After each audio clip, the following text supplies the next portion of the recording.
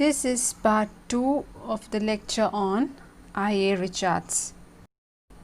Next is uses of language. According to I.A. Richards, in the composition of poetry, language returns to the primitive stage. Words in poetry have emotive value, and figurative language used by poets conveys those emotions effectively and forcefully. Words acquire a rich associative value through the variety of uses by different poets in different contexts.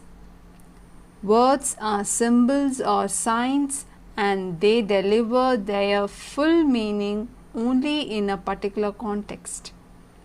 The sound of a word is related to the feeling it evokes. A metaphor is a shift, a carrying over of a word from its normal use to a new use. Metaphors are of two kinds: sense metaphor and emotive metaphor. In the case of sense metaphor, the shift is due to analogy or similarity between original and new one. On the other hand, as an emotive metaphor, shift is due to a similarity between the new feeling, new situation, and the manner of situation aroused. I.A. Richards was the new critic in his critical approach, with his stress on close textual and verbal study of a poem. His critical principles include the study of the words as the principal means of communication, and the way in which meaning is determined by rhythm and meter. Through his instance of verbal analysis, Richards has given new dimensions to literary criticism. But T.S. Eliot ridicules the theory of verbal study, calling it a lemon squeezing method. In spite of all these, I.A. Richards and T.S. Eliot are rightly regarded as the founding fathers of new criticism in England. But Richards differs from the new critics in one aspect: he takes keen interest in psychology.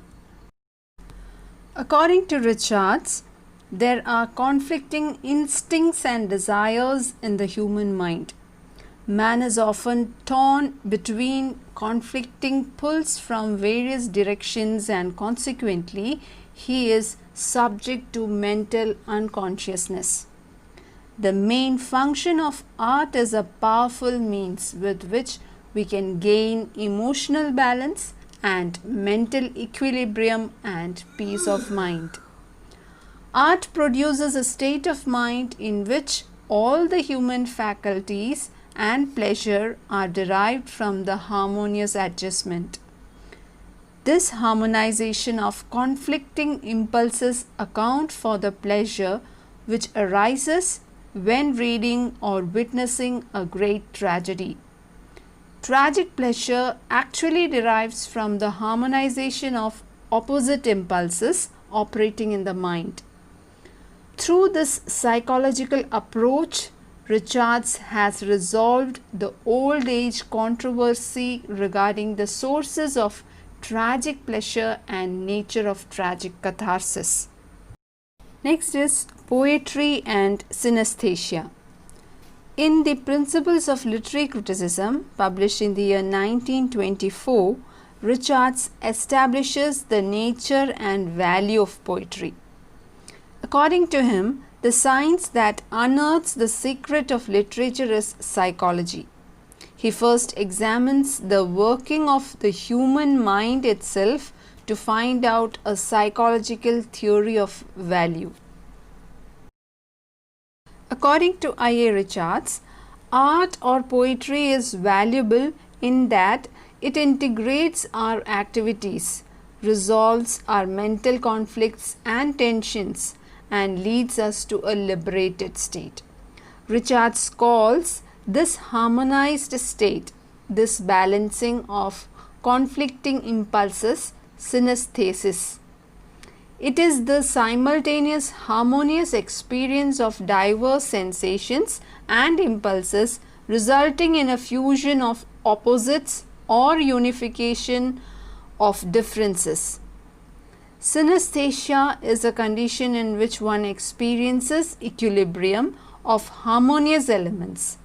In the experience of synesthesis, there is a sense of detachment that is conducive to the formation of a completely coordinated personality.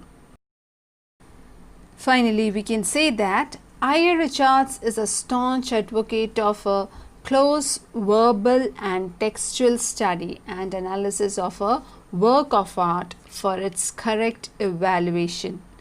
Psychologists see art as the byproduct of the neurotic mind.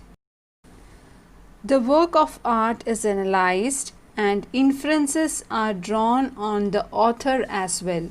But modern approach is that is to construct a theory of the author's personality from the work. Principle of criticism is seen as the manifesto of the school. Do the given exercise and submit on time. Thank you.